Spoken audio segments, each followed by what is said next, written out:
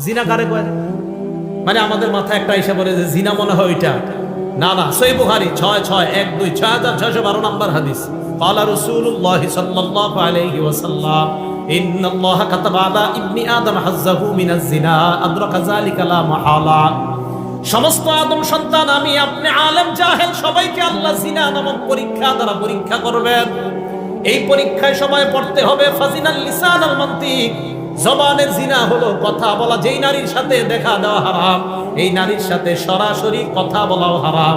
সরাসরি কথা বলা মোবাইলে, এটা আসতে হইলে বলবো। যেই নারীর সাথে সরাসরি দেখা দেওয়া হারাম, এই নারীর সাথে সরাসরি কথা বলা মোবাইলে, হ্যাঁ জোরে বলেন, মোবাইলে। তাহলে জিনাল লিসান আল মানতিক, মুখের জিনা হলো কথা বলা। ওয়া জিনাল আইনি আন নাজরু, চোখের জিনা হলো দেখা।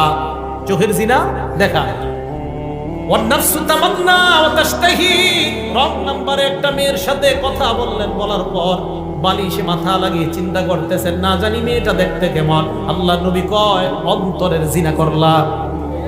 এটা অন্তরের জিনা। এটা কিসের জিনা?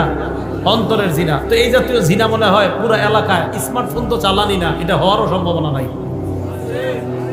তাহলে রাসূল সাল্লাল্লাহু আলাইহি সাল্লাম বললেন, 1 নাম্বার শিরিক করবে না, 2 নাম্বার চুরি করবে না, 3 নাম্বার জিনা করবে না। তাহলে জিনা, এগুলাও জিনা। হেঁটে হেঁটে কোনো নারীর দিকে যাওয়া পায়ের জিনা, কোনো নারীর শরীর স্পর্শ করতে যাওয়া হাতের জিনা, চ্যাটিং করা কোনো নারীর সাথে মোবাইলে, এটাও হাতের জিনা। অবৈধভাবে কোনো নারীর সাথে চ্যাটিং করা অপ্রয়োজনীয়, এটা হাতের জিনা।